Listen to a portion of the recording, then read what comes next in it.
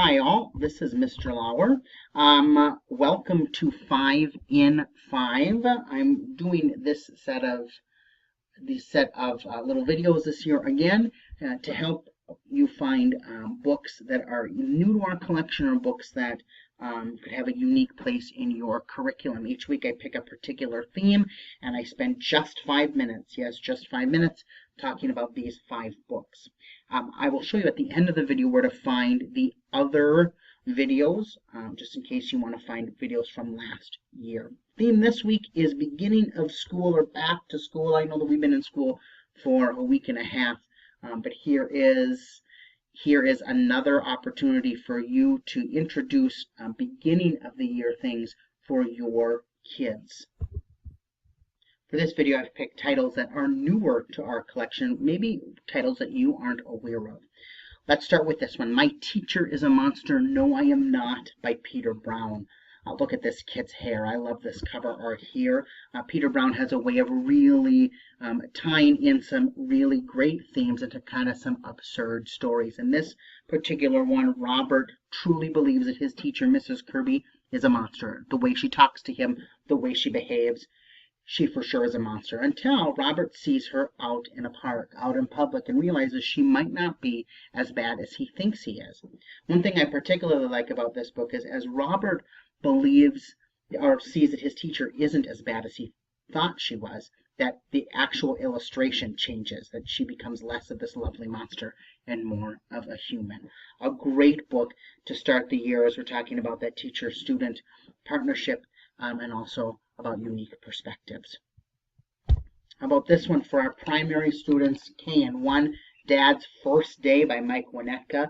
Dad and Oliver spent all summer together, and Dad has relished every moment of it. So when Oliver is ready to go to school, what does Dad do?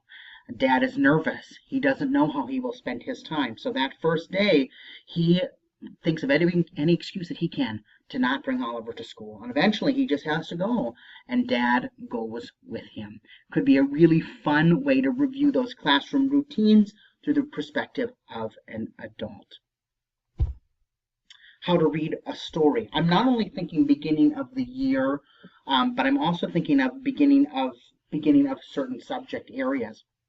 As you are looking at Daily 5 and looking at Read to Self, How to Read a Story by Kate Messner could be a great place for you to start.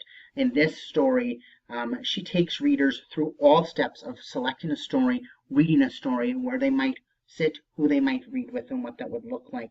The illustrations in this one are great. They support the text, but also are very, very funny. This could be a great read K through 5 as you are reviewing or starting your Read to Self practices.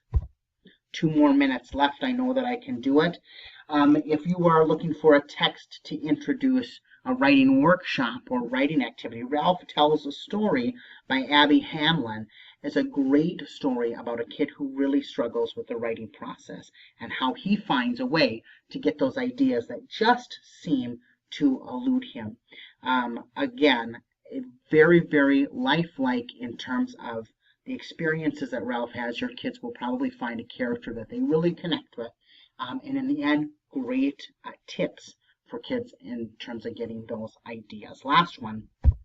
Every year it's always good to introduce those social pieces as well. And in this one, this simple book by Selena Yoon, Be a Friend, we meet 2 characters who are looking for friends.